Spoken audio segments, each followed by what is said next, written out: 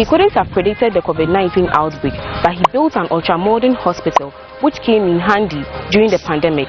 This is why I choose JohnMahamaLIVE. The victory of Mahama.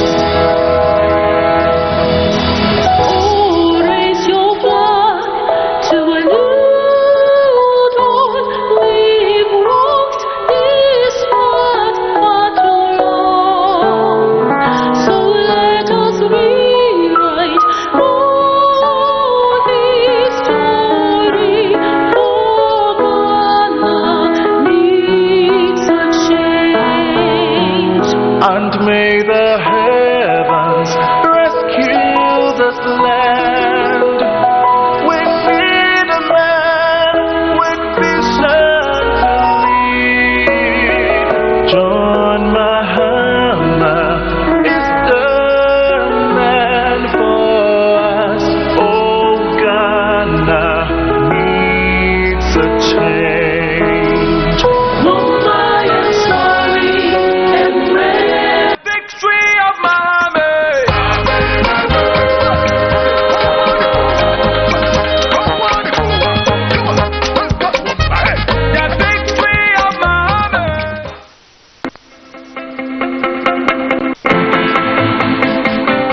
and want JM to come, including even the MPP themselves. They need a change of government. We need a competent, a down-to-earth. We really need a political surgeon to come and restore the health of the country. More than 100% yes. He has to come. We've never had someone who have had a one-time experience going back to reflect. So he comes with a lot of reflection and circumspection.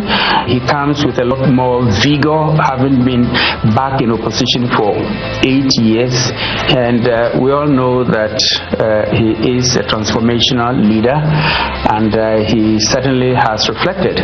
This would provide us with a leader who would not only hit the ground running, but running the right direction.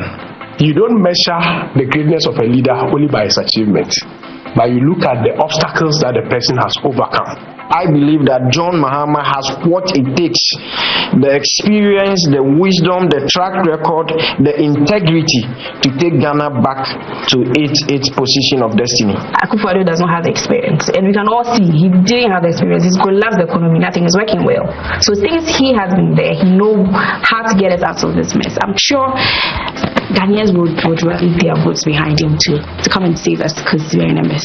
We are at a place where the country is almost shattered, and we need someone who has the requisite skills and the needed expertise around him to execute the job. That person can only be John Mahama and no other person else. In leadership and the electorate, you must build trust, and this is what President Mahama has been able to build. He's been able to establish trust between himself and the electorate, especially at the grassroots level. The country has to progress. The only person that has got the magic wand, the only person that has done it before, the only person that has uplifted the people, and the only person that continues to have the passion, the commitment, and want to go the fuller extent of providing relief to the people and ensuring their sustainable livelihoods. It is Excellency John Mahama. I believe that with his return in 2025, Ghana will rediscover her true self, and Ghana will be back on the path of progress. He didn't let us sleep. He pressurized us. 2 a.m. calls, 12 midnight calls. He said, I said I will fix Dumso, and I'll fix it. And he fixed it. He takes things that are damaged and he recreates or rebuilds them. It is these characteristics that make me know that even though the economy is in shambles, if he comes back, or when he comes back, He will rebuild and he will fix it.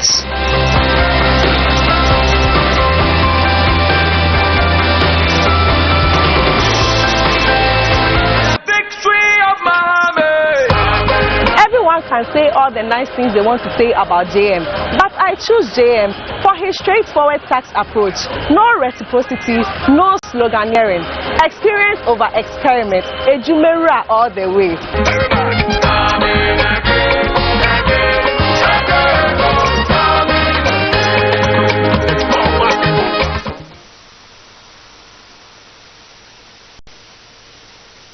Participated in the plunder of the state must be held accountable.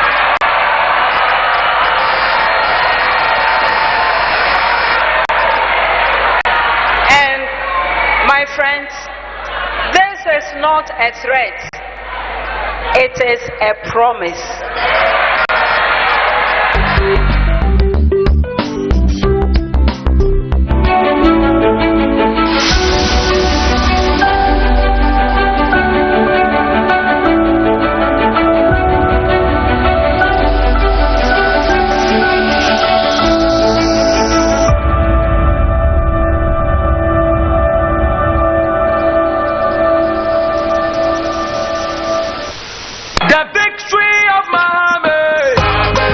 Atom Emmanuel Mam. It chose James because in like a legend money about man no ya. Eyaka wonye me ni oje ame malewo. Ame laka wa ame kana gba wa economy.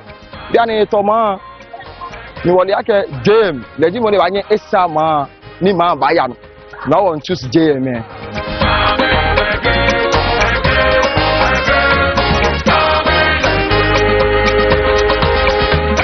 Is it justified in this day and age when children do not have desks in schools? When children do not have textbooks? For 5 years, we've not provided our basic school children with textbooks, even though we've come out with a new curriculum because we say there's no money. And you say we should use $450 million to build a cathedral. Even God will be angry with us. Mahama, run up your wet money.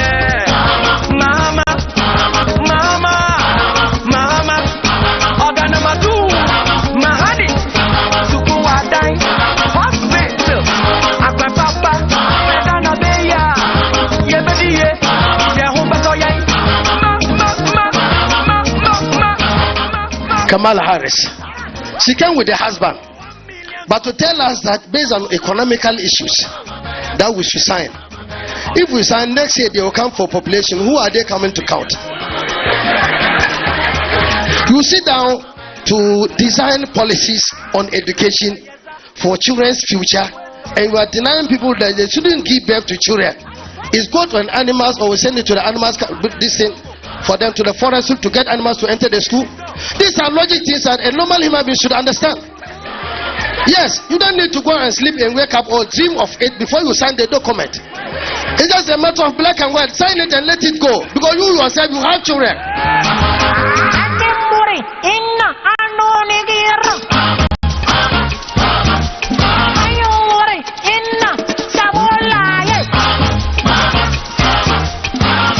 If you have a car and the driver didn't drive well, and so you are taking your car back, will you give it to your former experienced driver, or you give it to the careless driver's mate? I will give it to my former experienced driver. I will not give it to the driver's mate. He shall be sworn in as a president because we have realized and we have witnessed some administrations for the past, and then we have realized that we have to do the Sankofa way. Go back and pick His Excellency JohnMahamaLIVE Mahama. If you do a comparative analysis of whoever has gone to a community and you want a direction back to the same community, you have no option than to ask the person who has been to that community before. The victory of Mahama.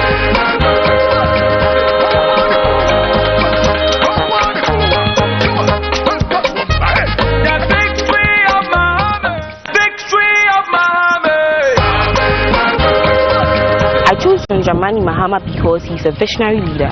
He is visionary but not a prophet. He couldn't have predicted the COVID-19 outbreak, but he built an ultra-modern hospital which came in handy during the pandemic. This is why I choose John Dramani Mahama. The victory of Mahama.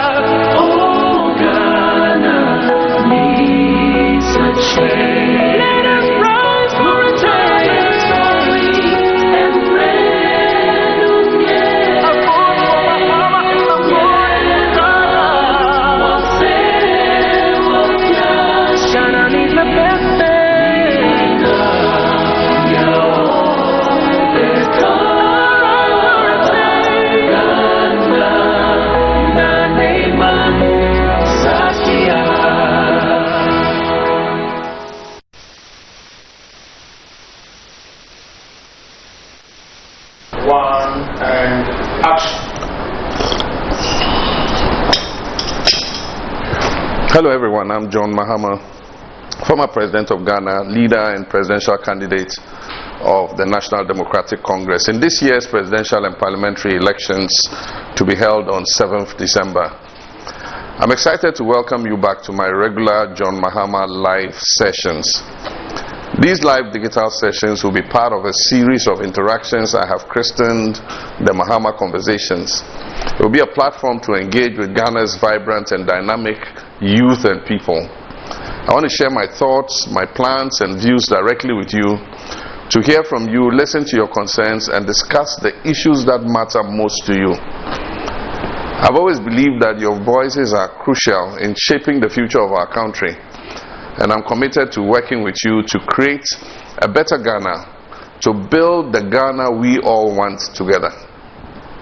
So in the next few weeks, I'll sit with and discuss another set of issues with a team of journalists so we can explore the solutions to our challenges together. So let's get the conversation started tonight.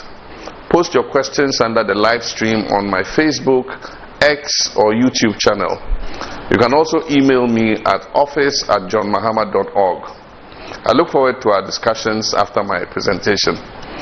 Now let me start by congratulating all of you who registered to vote in the just ended exercise and will be voting for the first time in December. In a very special way, I thank you for responding massively and positively when I asked you to register for change. Your turnout has exceeded the target that was set by the Electoral Commission. And I'm very sure that but for the geographical and economic restrictions that were harshly imposed by the government and the EC, many more of you would have gotten the opportunity to register to exercise your franchise on 7th December this year. Currently, an exercise is ongoing to enable those eligible to transfer your votes or replace your lost or damaged voter ID cards and to apply for proxy voting if you will not be available on the 7th of December. We have only 5 more days to go for this exercise, and I urge every one of you eligible to participate in the ongoing exercise to do so before the deadline of Friday the 14th June 2024. This election is like no other in the history of Ghana. It is an election between Ghana and the new Patriotic Party administration. It is an election for change, to reset Ghana's narrative and effect a course correction from our disastrous trajectory. This change is ordained by God. It is ordained by God to relieve our people from the hardship and poverty that has been inflicted by President Akufo-Addo and Dr. Bawumia's reckless administration. That change will put Ghana back on a path of progress and prosperity, enabling us to build the Ghana we want and create well-paying jobs for the young people of this country through the 24-hour economy initiative and many other novel policies to be outlawed in the NDC manifesto soon. This change will also see the most far-reaching and detailed investigation of the many allegations of corruption and scandals leveled against public officials and their families and friends. This change will help to abort this administration's plan to foist the pliant vice president on us, to cover up for them, and thereby escape the searing scrutiny of accountability. But as I have stated, this hot spotlight of accountability is reserved not only for appointees of this administration, it will also be available to sanctioned persons in my own administration who engage in similar conduct. The same anti-corruption strategies and instruments I shall deploy to measure and punish the MPP government appointees will also be applicable to my own appointees. In short, in Ghanaian parlance, Aba Yadebo Techino, Yadebebo Banso. My dear youth, the best of Ghana is yet to come, and I have hope for the future, particularly as I return to the presidency as the experienced, visionary, and decisive leader ready to build the Ghana we want together with you. The Electoral Commission has decided to conduct a mop-up voter registration exercise between 1st August to 3rd August, realizing that many could not participate in the just completed limited registration exercise. I still do not understand why the Electoral Commission in cahoots with government insists it will not bring the voters' registration centers to the doorstep of the people as much as possible in order that all of you can have the opportunity to register. These are young people, many of whom are unemployed and are being taken care of by their suffering parents. They cannot afford the cost of transportation from their homes to the distant district registration offices, not to mention the long queues, the intentional intimidation that takes place by tags and network anomalies that have plagued the exercise ever so often. Even after successfully arriving at the registration center, many of you have had to cope with the disappointment of undue delays. My fellow Ghanaians, just place yourself in the shoes of these young people within the needless and avoidable ordeal that they have to face of persons, say, between 18 and 25 years without a passport or a Ghana card. If such a young lady or young man manages to secure 2 guarantors, pays for their transportation to accompany them to a registration center, and due to network failure and postponements, this young person is unable to register via the guarantor system, what is the likelihood that he or she will return another day to register with these same two guarantors? And that is what leads to what is called voter suppression. And this is why I continue to urge the EC to prevent voter suppression by extending the mop-up exercise beyond its district offices to include all the hard-to-reach areas. This will enable Ghanaians who have turned 18 or more but are unregistered to register from the 1st to the 3rd of August. However, let me assure you that no matter the challenges or artificial obstacles they erect in your path to prevent you from exercising your franchise, my victory in the polls shall be your victory. It shall be a victory for all the suffering Ghanaians. It will be a victory for all of us. And I'm sure that's going to happen on 7th December this year. There's a rising feeling of frustration and anger bubbling up amongst our young people. Justifiable anger and frustration against this failed administration. It is anger against the economic mismanagement, the hardships, the widening inequalities in our country, and the unprecedented corruption that has become the signature of this government. And yes, you have every right to be angry and disappointed in this government. It is understandable because this government has received more funds than any other government in the history of our country, including the windfall that they got from the COVID-19 pandemic, which they willfully mismanaged. The anger of the young people of Ghana is perfectly understandable because they face a real and present danger of unprecedented permanent unemployment if things do not change dramatically. The real possibility exists of some persons attaining the pension age of 60 without ever being employed if the MPP government continues to stay in power. Meanwhile, for those in employment and contributing to SNIT, there is no guarantee that the trust can continue paying your pension claims when you proceed on retirement.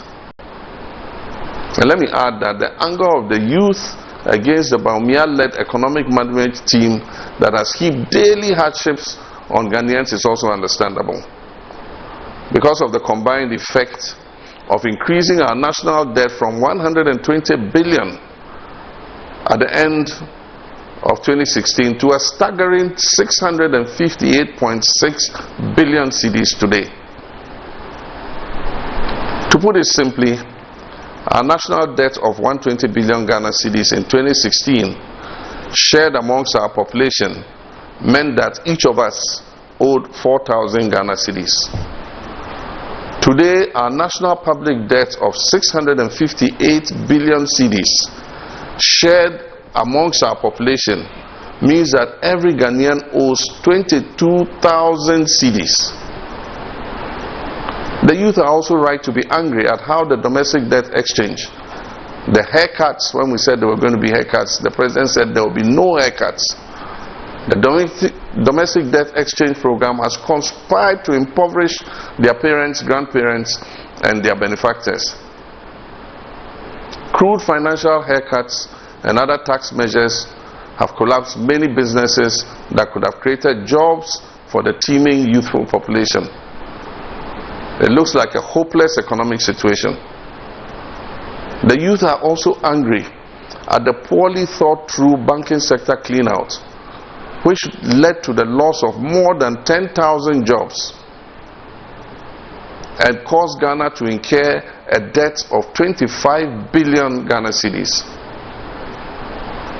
Notwithstanding all these socio-economic difficulties, the young people continue to observe the opulence of the administration's officials and their families, chartering private jets at $20,000 an hour for trips that our own Falcon executive jet could have done.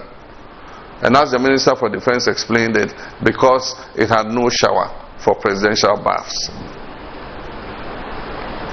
Ghana's youth have further experienced how a minister could stash millions of dollars in her home.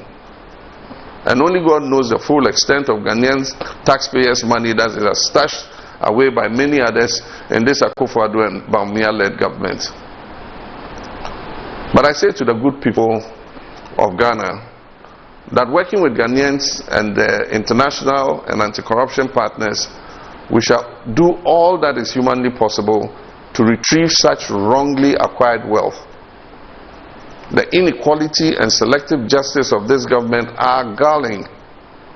Otherwise, how could Hawa Kumsin, who fired a weapon at a registration center and boasted about it, walk away free, and a parliamentary candidate for Ewutu Senya East is detained partly because the very police that issued her with a firearms license misspelled her name? If the government was seeking to break the spirit of Nakoyo with that politically organized arrest, they rather handed over the Ewutu Senya East parliamentary seat to the young woman who by all standards towers over and above the incumbent. My dear youth, while I agree with your justifiable anger and disappointment, I urge you to keep hope alive. Have faith in God and the power of your thumb. Ghanaians are in search of hope. Hope they can believe in. Hope with the assurance that Ghana will be reset onto the path of progress and prosperity. Hope knowing that as young people they can live in safe neighborhoods and earn a living if they study hard, work hard, and live as law-abiding citizens. This is what Ghanaians are yearning for. And this is exactly what I and the NDC are presenting to you in this election of 2024. Exercise your franchise by voting for me, John Mahama, on 7th December this year, and for the NDC parliamentary candidates in your constituency. As your selfless, truthful, experienced and visionary leader, I need your vote to reset Ghana. And I assure you that I'll work with you to build a country of shared growth and prosperity. By resetting Ghana, we will repair the dangerous damage that has been done to our country's economy and people. Businessmen and women who have been given raw deals by this government's apparatchiks will have their say and can be assured of restoration. Collapsed banks and financial institutions shall be restored after a thorough and unbiased assessment. We will provide decent and well-paying jobs through my 24-hour economy initiative. And let me be clear, I am utterly appalled and disappointed by the unprecedented unemployment rate we're seeing today. Perhaps if the government had not jettisoned the 40-year National Development Plan, which was developed by the NDPC during my presidency, they would have adopted and implemented my 24-hour economy initiative, which was contained in that document. And that would have saved Ghanaians from these levels of unprecedented unemployment. But as the saying goes, elections come with consequences. The stark reality is that the current 8-hour working system is inadequate to create the production, productivity, and well-paying jobs required for the revival of Ghana's currently bankrupt economy. It is also inadequate to produce enough goods and services for export. My young people, extraordinary times require extraordinary interventions for extraordinary results. The 24-hour economy initiative is the answer for now and the future. It will create an enabling environment with deliberate policies for business, companies and government institutions to operate 24/7 in a 3-8-hour shift system. In addition to the traditional 8-hour system, the 2 additional work shifts that my administration will introduce will double and sometimes triple or quadruple the number of jobs that participate in public and private entities that we currently have. This is the 24-hour economy optimization strategy, giving more to society, providing efficient service delivery, and generating decent and well-paying jobs.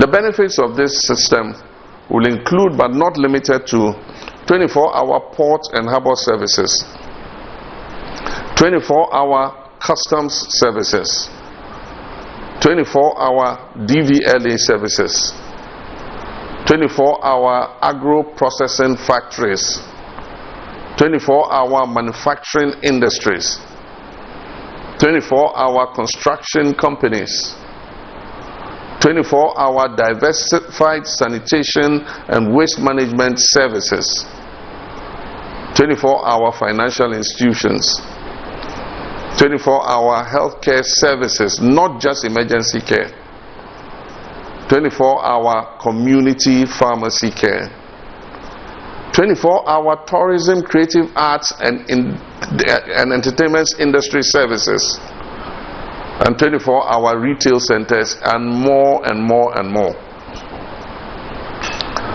My track record in infrastructure development is well acknowledged, and we shall provide more. It is a track record that builds the Ghana National Gas Company and many power plants to fix Dumso. A solid track record of building ultramodern hospitals such as the University of Ghana Medical Center, the Ridge Hospital, the Bank Hospital, the Maritime Hospital, the Dodowa Hospital, and several others across the length and breadth of this country. Whenever I visit patients in these hospitals or read reviews on people's lived experiences at the University of Ghana Medical Center, I feel proud of our work in government, and the NDC is poised to do more. My track record is the urgently needed track record, fueled by vision and experience, that also provided roads, provided interchanges and schools, constructed Terminal 3 at the Kotoka International Airport, transformed Tamale and Kumasi airports into international airports to also operate at night, and secured funding to build new terminals for both Tamale and Kumasi airports, and innovative thinking that secured us one of the most efficient ports in Africa, built us one of the biggest modern markets, KJTI and Kumasi. And I tell you, we'll do much more. We will start the plans and feasibility for the establishment of a new city to which we would move government services and agencies in order to decongest our capital city, Accra. We'll redesign growing metropolises like Aflawo, Kaswa, and others across the country into modern markets and trading centers. As has already been estimated, the Ghana Police Service alone, at its present capacity, will require nearly 25,000 new and additional personnel to manage the 24-hour economy, additional working shifts. And keep in mind that the police service, as it stands now, even without the 24-hour economic initiative, already requires additional staff and motivation to meet the optimum police to population ratio. We will adopt a multi-stakeholder approach because the beneficiaries of the 24-hour economy are diverse.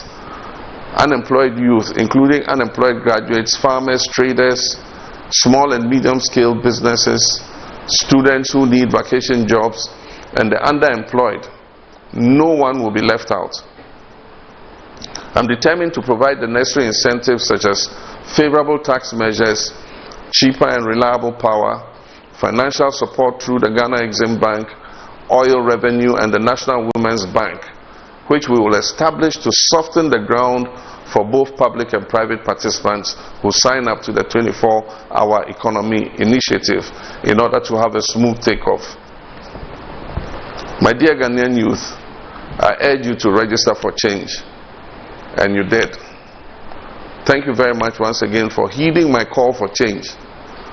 Let me reassure you that we shall protect your votes. This election is not going to be business as usual. Through our party executives, we are recruiting competent, committed, and loyal agents at the constituency and branch levels. Personally, I have also tasked the NDC Elections and IT Directorate to rely on our party's robust database to generate potential polling agents. In addition, we're recruiting volunteers, willing young Ghanaians ready and willing to join our campaign efforts in the communities to drive home the message and demand for change. We shall collate our results on time, as we did during the Asin North by-election and the just ended limited voters registration exercise. And on 7th December, if the EC makes any mistakes, we shall promptly correct them. Change is coming, and change must come, because we cannot look unconcerned for the dollar to cross the 20 CD mark under the watch of the chairman of the so-called solid economic management team.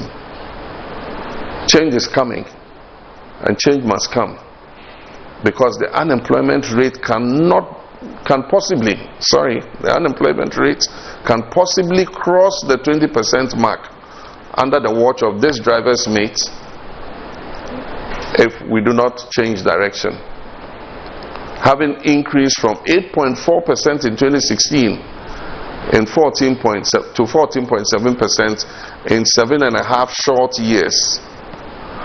But let me end it here and answer some of the questions you sent about the issues I've been raising tonight. I thank you for your kind attention, and God bless you. The victory of Mahama.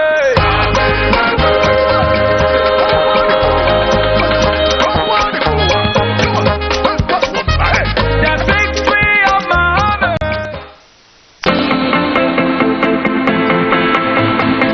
Everybody wants JM to come, including even the MPP themselves. We need a change of government. We need a competent, a down-to-earth. We really need a political surgeon to come and restore the health of the country. More than 100% yes. He has to come. We've never had someone who have had a one-term experience going back to reflect. So he comes with a lot of reflection and circumspection. He comes with a lot more vigor, having been back in opposition for 8 years. And we all know that he is a transformational leader, and he certainly has reflected. This would provide us with a leader who would not only hit the ground running, but running the right direction. You don't measure the greatness of a leader only by his achievement, but you look at the obstacles that the person has overcome. I believe that John Mahama has what it takes: the experience, the wisdom, the track record, the integrity to take Ghana back to its position of destiny. Akufo-Addo does not have the experience, and we can all see he didn't have the experience. He's collapsed the economy, nothing is working well. So things he has been there, he knows how to get us out of this mess. I'm sure Ghanaians would rally their votes behind him to come and save us, because we're in a mess. We are at a place where the country is almost shattered, and we need someone who has the requisite skills and the needed expertise around him to execute the job. That person can only be John Mahama and no other person else. In leadership and the electorate, you must build trust. And this is what President Mahama has been able to build. He's been able to establish trust between himself and the electorate, especially at the grassroots level. The country has to progress. The only person that has got the magic wand, the only person that has done it before, the only person that has uplifted the people, and the only person that continues to have the passion, the commitment, and want to go the fuller extent of providing relief to the people and ensuring their sustainable livelihoods. It is His Excellency John Mahama. I believe that with his return in 2025, Ghana will rediscover her true self, and Ghana will be back on the path of progress. He didn't let us sleep. He pressurized us. 2 a.m. calls, 12 midnight calls. He said, I said I will fix Tumso, and I'll fix it. And he fixed it. He takes things that are damaged and he recreates or rebuilds them. It is these characteristics that make me know that even though the economy is in shambles, if he comes back, or when he comes back, he will rebuild and he will fix it.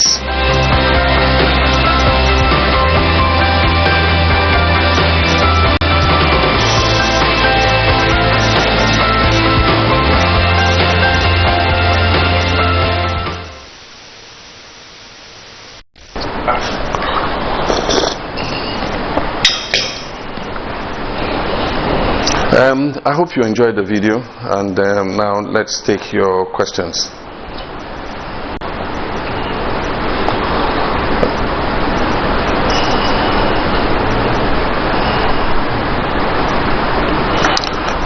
The first question is from Collins Ajonu, and his question is, what answer will you give people who always say, what is Mahama coming to do again? Well, my answer to them is that I thank God and the people of Ghana for the opportunity. It's not every person, or let me say every president, who gets the opportunity to come back with experience and with a vision for transforming their country. I did my best when I was president. We did a lot together. We did a lot in the infrastructure space. And the experience that I have gained, and the vision and the track record, puts me in pole position to be able to do even better. And so I thank God for the opportunity to come back and use that experience garnered after 8 years of reflection on my time in office, and come to do things even better and more than I did in my first term. And so we thank God for the opportunity, and I promise that we're going to work together, especially with you young people of this country, in order to reset our country and put it back on the track to shared growth and prosperity. Thank you, Collins, for that question. And so we'll take the next one. I'm just waiting for the next question. And it's from Christabel Adiboy. I hope I pronounced your name well. And he says that, can your government collaborate with private investment companies to finance, build and maintain major roads, and then toll these roads over a period of time to recoup their investment? Absolutely, Christabel. And when our manifesto comes out, you find out that public-private partnerships and what we call build, operate and transfer, BOTs, are part of what we intend to do, not only in respect of roads but in respect of other infrastructure. We have done these, successfully in many cases. For instance, the building of the new Tema Port was given to the Meridian Port Services that are in partnership with the Ghana Ports and Harbours Authority. And they built one of the most efficient ports in the whole of Africa using public-private partnerships. And so highways and other infrastructure, bridges, would allow the private sector to partner with government, build them, and we told them if it takes 25 years for them to recoup their investments with profits, we will be willing to do so, so that we're able to give Ghanaians the kind of infrastructure they deserve. Thank you, Christabel, for your question.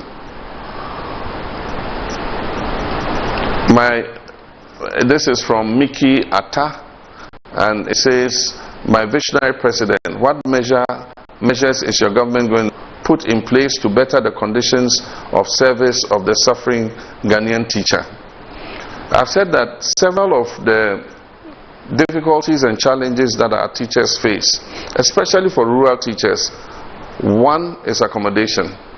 And so one of the things we're going to do is that in designing any school at the basic level or at the secondary level, that design must include accommodation for teachers, so that when teachers are posted to school, they don't have to live in an adjoining town and have to take transport to go to and from work. Already they face an issue with the adequacy of their salaries, and so it makes it even more difficult if they have to pay transport to and from work. We'll have other incentives which will encourage teachers who go and serve in the rural areas. And when I spoke with the teachers' unions, we agreed that finally we'll do the mapping out of which schools are considered rural schools, and teachers who agree to serve in those schools will get a 20% allowance of basic salary as an incentive for them agreeing to serve in rural schools. We also talked about cancellation of teachers' licensure exams, so that when teachers come out of school, their final exam in training school will be the process for licensing them, so that they don't have to come back and take another exam. We've also discussed with the teachers about their promotion and the constraint that is created when they get to the position of deputy director, and that is an issue that we're willing to sit down with the teachers and resolve. In many cases, I've been asked about other issues to do with premiums and other allowances and so on and so forth, and I've been constrained to respond because we know the crisis in which we find our country, the mess in which our economy is. One thing I've promised you is that I'll promise you a leaner government, will have fewer ministers, will cut government expenditure, so that any savings that we make, we can use it to better the lives of hard-working teachers and other professionals. Thank you, Mickey, for that question. This is Elvis Kafuido from Goso. Thank you, Elvis, for this question from far away Goso. Thank you so much. And he says, please, sir, I heard you, the question has, please, sir, I heard you talk about the National Drivers' Day, and I'll be grateful if you could explain further, because I think it's a good move to honor our drivers. We all know the carnage on our roads and the accidents that take place every day, taking lives of our loved ones and causing horrendous injury to many of our family and relations.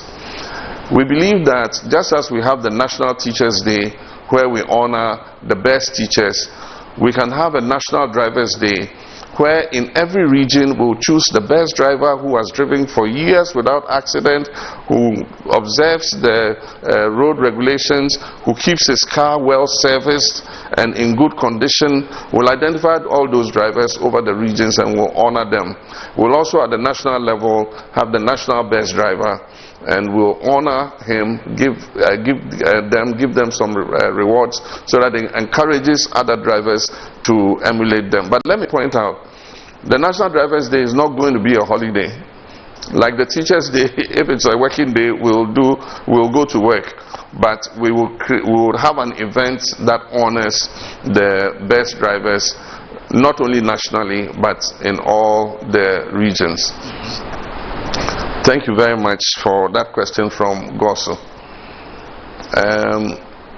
The Daily Bright, and he says, Mr. President, can you and your party protect my vote and the votes of Ghanaians? The Daily, I wish to promise you that we will protect your votes. Our Elections Directorate and our IT Directorate are working very hard, and we're putting the right things in place to make sure that this election is transparent, free and fair.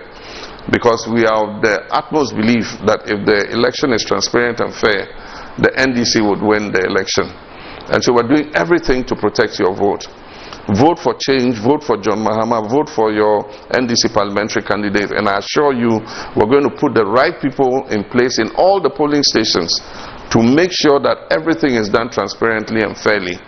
And it's my expectation that the EC, the security services, and everybody who is supposed to be involved in this election will also do their best to make sure that everything is done right.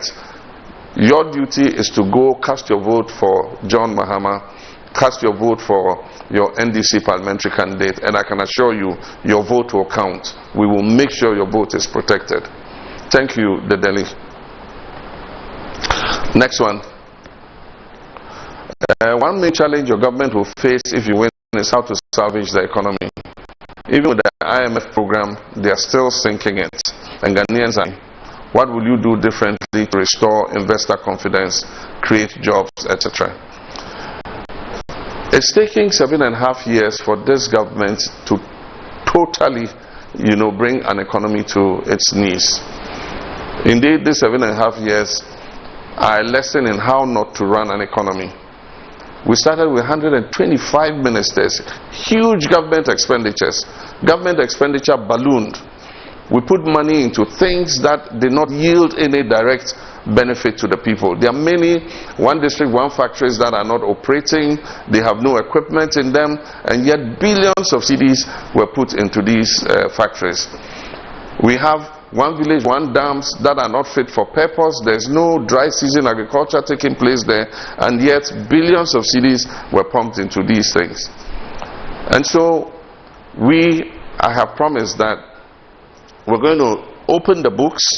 We'll tell Ghanaians what the state of the economy is, because we must work together to create so that we can share. You can't share when you haven't created. And the thrust of our economic policy is going to be the 24-hour economic policy. And as I said, that is a policy that is going to incentivize our existing manufacturers, businesses and services to add on additional shifts and produce more. If we produce more under the African Continental Free Trade Area, we can export the excess to other African countries. If we produce more under the ECOWAS Trade Liberalization Scheme, we can export into the ECOWAS market. The thrust of our economic policy is going to be with agribusiness and agriculture, because that would be the bedrock of our economy. Import substitution is going to be important. For instance, it comes as a surprise to people that we import palm oil into this country, and yet Malaysia and Indonesia, from where we import the palm oil, took the palm seeds from West Africa. And so we're going to increase the production of oil palm so that we can stop and cut down the importation of vegetable cooking oil. We're going to increase the production of rice so that we can cut down the importation of rice. We did that when we were in office. We cut down the importation of rice in the years towards the middle of our administration. We're going to produce more tomatoes so that we cut down the importation of tomatoes. And so import substitution is going to be the way to go. We're going to build agro-processing zones in all the regions. And so every region will have an agro-processing zone and an agribusiness zone. We will provide the roads into the agribusiness zone. We will bring electricity and water. So if you're an investor who wants to go into agro-processing, the land will be there, the electricity will be there, the water will be there, there will be a road going to the agribusiness zone. And so all you have to do is to come and set up your factory, put your equipment in, buy the produce and start producing. And each of the agribusiness zones will be tailored towards the crops that that region has a comparative advantage to produce. So for instance, in Bono and Bono East, definitely cashew processing is going to be one of the things we are looking at. In that area too, they produce a lot of cassava. So processing cassava, starch and cassava flour for the biscuit industry, for the brewery industry, for exports are some of the things that we're going to look at. If you go to OT, they produce a lot of rice, they produce ginger. We would have ginger factories in OT to process the ginger the farmers there are producing into ginger oil, ginger powder, both for local use and for exports. If you go to other regions have advantages.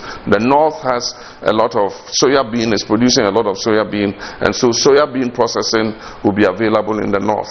We're going to revamp the cotton industry so that we'll have cotton generous producing again in the north. We're going to bring textile manufacturing companies so that we will produce the cotton, we will feed them to the textile manufacturing companies so that they can make textiles and garments for export to America and the AGOA and all the other trade incentives that we have.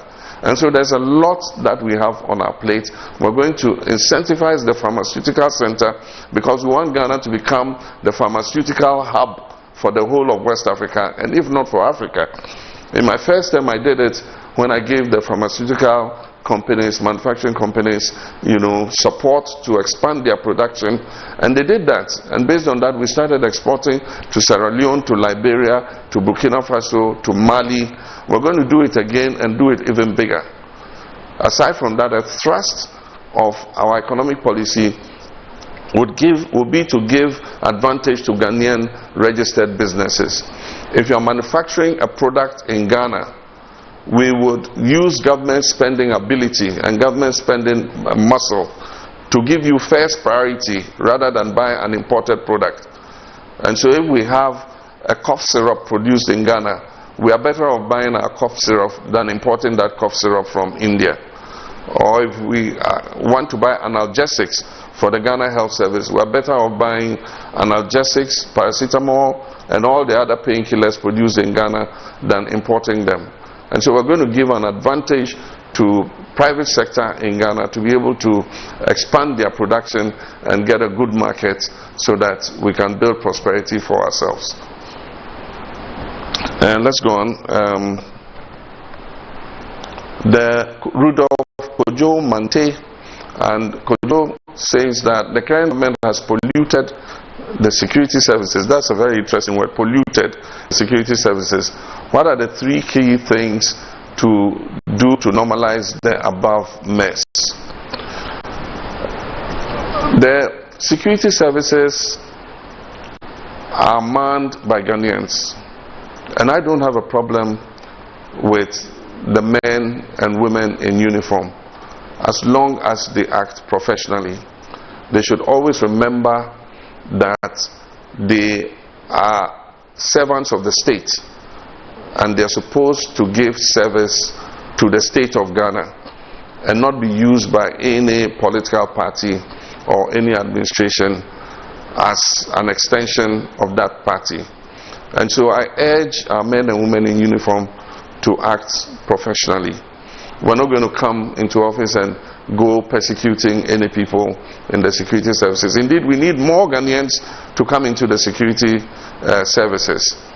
But to solve some of the problems that have happened in the past, where we have accusations of selective recruitment and so on and so forth, as I announced before, we're going to decentralize the recruitment of the personnel into the security services. So every year, if we know the number that we're going to take into immigration and fire service, in police, in the army and all that, we're going to have a unified application form. And so if you want to serve in the security services, you fill that form and you indicate whether you want to go to immigration or you want police service or you want army. And then all the services will do their recruitment, but they will do it on a regional basis, so that we want every Ghanaian, no matter where you live in this country, to have an opportunity, if you want to serve in our security services, to be able to do so. And so the recruiting officers will come to your region, you will go, you will do the exam or whatever they want. If you pass, you are taken into the service. And every year, anytime we have to do recruitment, we'll go through the same process so that the security services have a fair representation of our whole country in those services. And under my administration, I'm not going to use the security services in a partisan manner like they have been used these last few years. We're going to enjoin the security services to be well trained. We're going to provide them with the training so that they are able to discharge their constitutional mandate to the people of Ghana.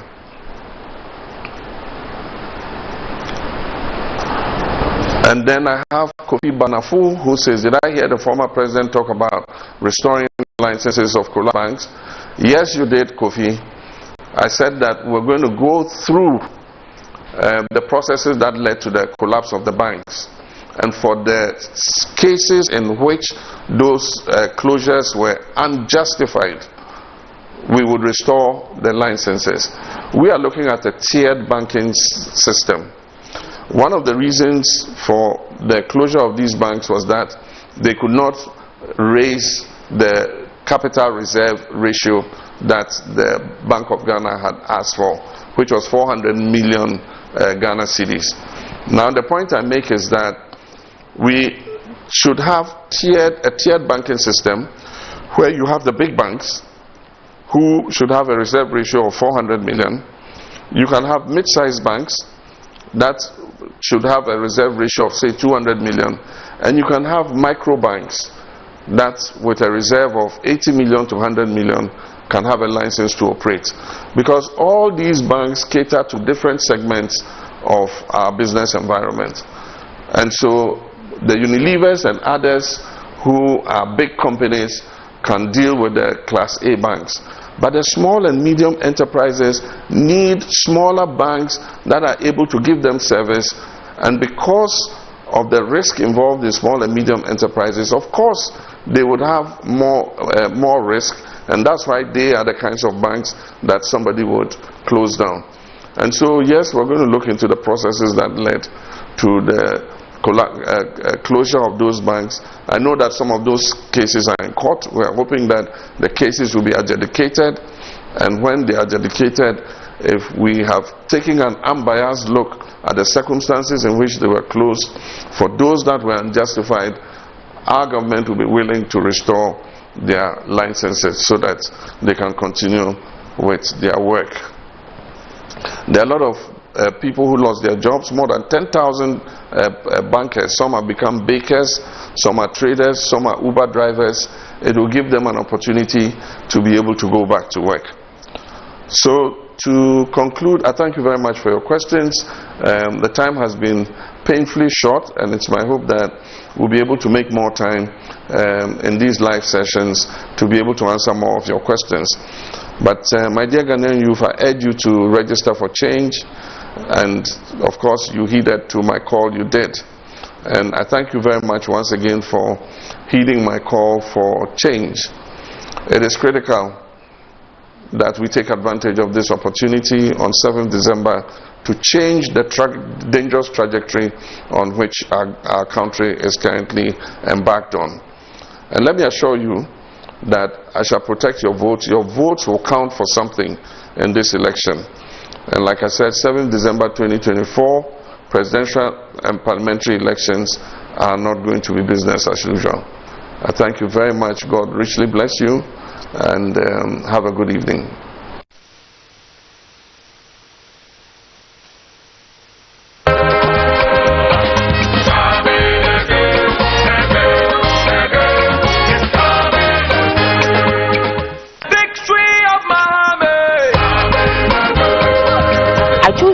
Mahama because he's a visionary leader. He is visionary but not a prophet. He couldn't have predicted the COVID-19 outbreak, but he built an ultra-modern hospital which came in handy during the pandemic. This is why I choose John Dramani Mahama. The victory of Mahama.